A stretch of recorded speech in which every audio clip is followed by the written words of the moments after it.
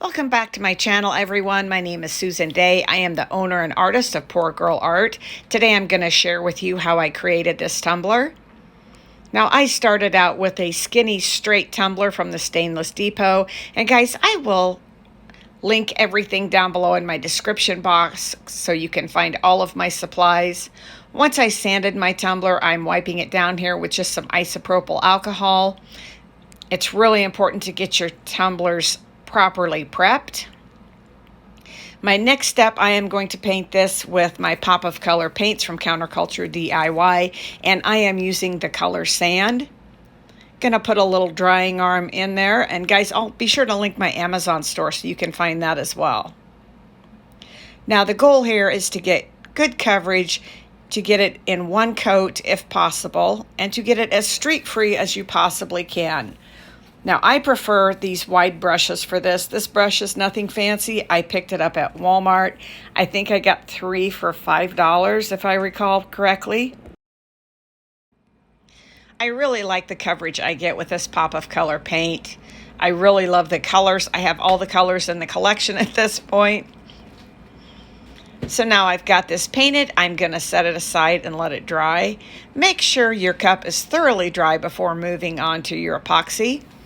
And what I've got here, guys, is my fast set epoxy from Counterculture DIY. And again, the goal is to get a nice even coat of epoxy across this tumbler before I start with my glitter. I am going to hit this with my little torch real quick and make sure that I've got it all evened out well. That's the easiest way I found to do it.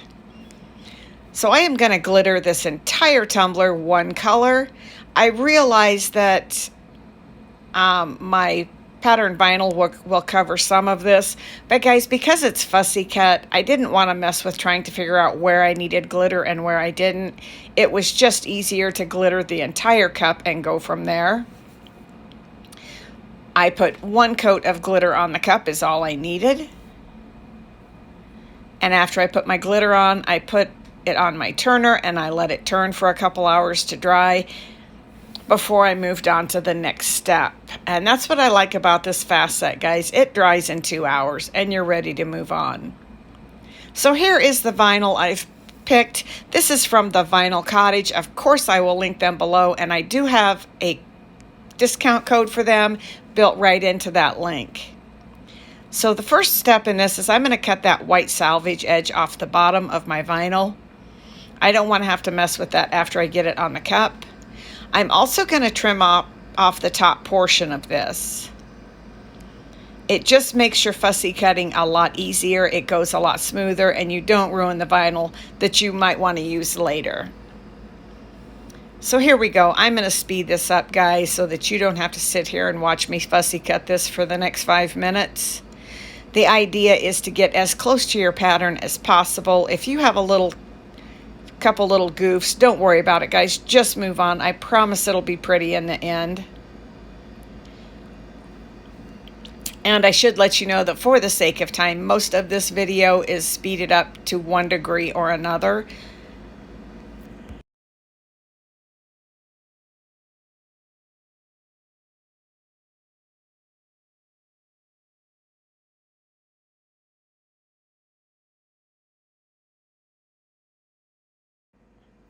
Okay, I've got that all cut. I ended up putting 2 coats of epoxy on my cup. You want to make sure that the surface of your cup is as smooth and free of any lumps or bumps or whatever it may be as possible. If you need to sand it, you can go ahead and sand it at this point. My cup was really nice and smooth, so I didn't have to sand. I did need to take care of that top rim, guys. You want to be sure that your final coats of epoxy have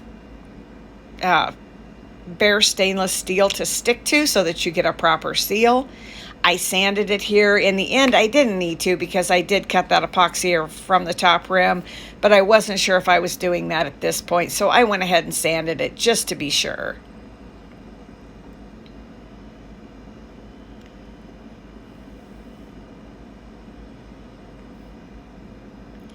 Okay, now I'm ready to apply my cutout.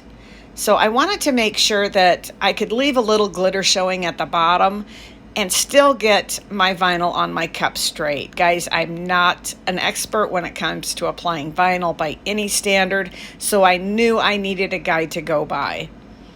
So I put my painter's tape around the bottom. Now I'm going to cut that so that I get it, the amount of glitter from the bottom of the cup up showing that I want.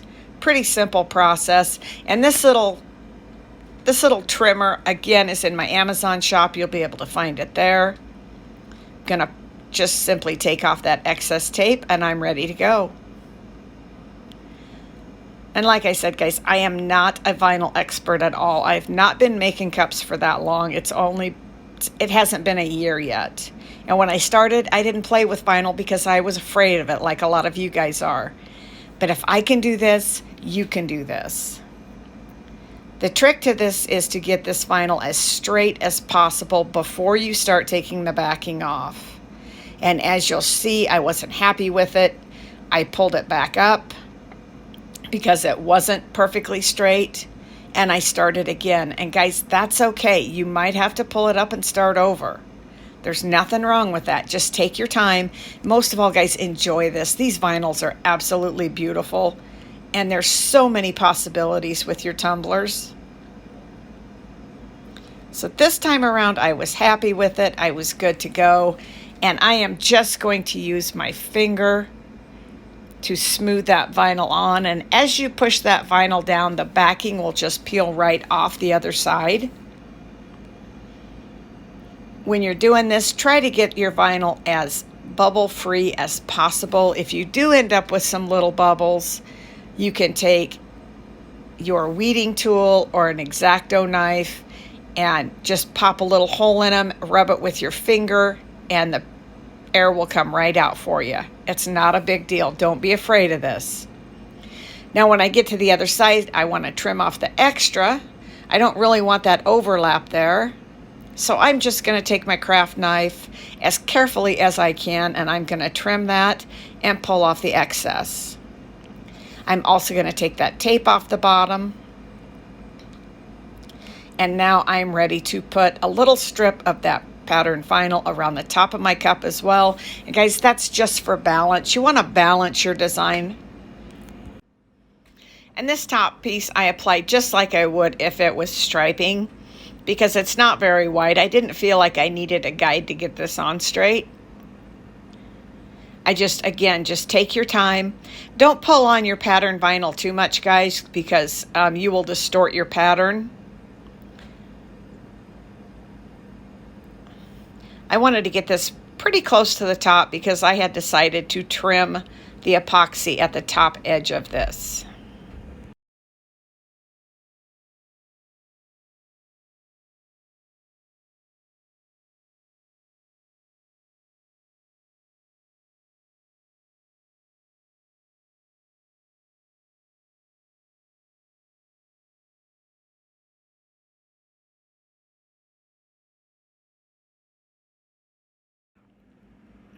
Okay, now I've got my edge trimmer back. I'm going to run that around quick. And guys, I'm pushing pretty hard on this because I want to cut through that epoxy as well so that the top edge of my tumbler is completely free and it's back down to the stainless steel. Now, I didn't have to do it this way. This is how I chose to do it. I will do this probably more often than not because it just makes getting that seal attached right to your stainless so much easier.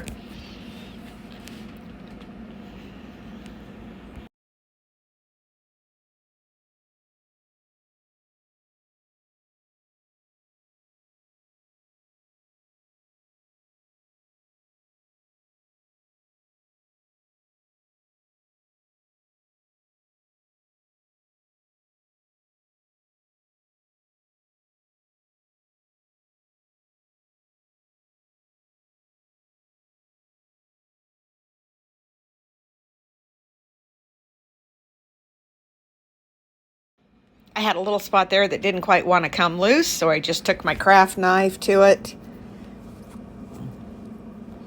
And get that all cleaned up and ready to go again. Okay, So my next step, guys, is I'm going to apply another coat of epoxy to this before I add my striping. I want to do this because if you apply the vinyl striping over the pattern vinyl as it is now, the little divots where it meets and where it's not quite level because part of it's on the vinyl and part of it's not, all that will show. So by adding the layer of epoxy, that will even out my surface so that when I put my final striping pieces on, they're nice and flat and smooth, just the way we want them. So I'm putting my epoxy on, I'm going to torch it quick, and then I'm going to let this turn on my tumbler turner for a couple hours while it cures.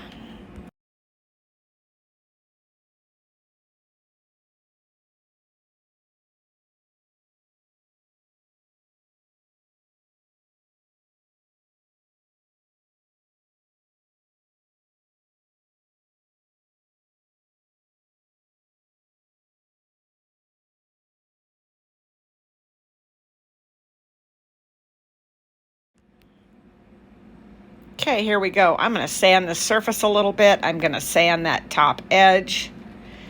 This bottom rim, guys, sometimes you'll get, for some reason it tends to be rough there.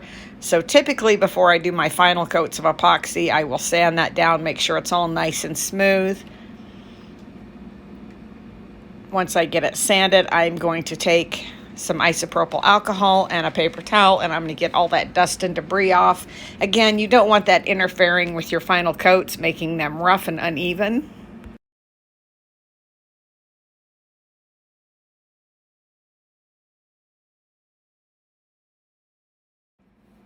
And again, guys, I'm wiping this cup down with some isopropyl alcohol and a wet paper towel. You want to make sure you get all of that dust and debris off there.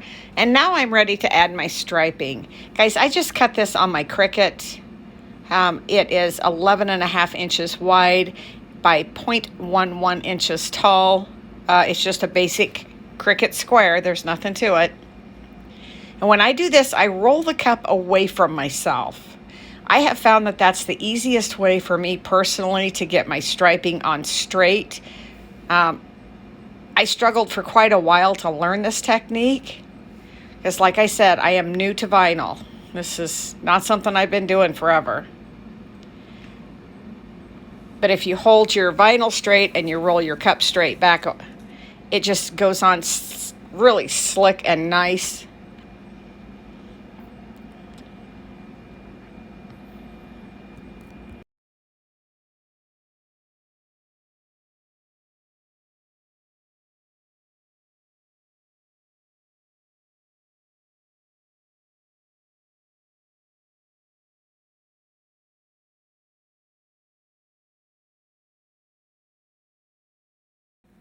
And I've got the little leaves here that were on my pattern vinyl. I cut those out, and I'm just going to place those on here randomly. They were too cute to just throw away.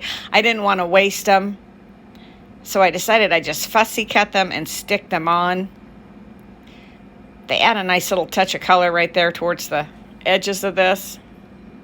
And guys, I hope you've enjoyed this tutorial. Please remember to subscribe if you enjoyed this. Leave me a comment, give me a like if you feel so inclined, and be sure and hit that bell so you don't miss upcoming videos.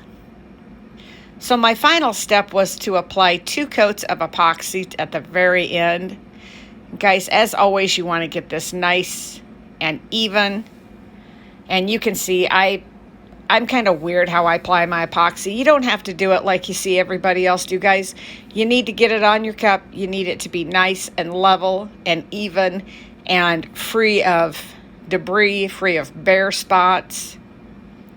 Make sure you take a torch to it at the end so that you get out any little air bubbles. And a lot of those air bubbles you can't see until it's too late. There I go with my torch, and that's it for me today, guys. Thank you so much for joining me. I really appreciate each and every one of you taking the time to watch my videos. And here's the final product. Thanks, everybody. Bye-bye.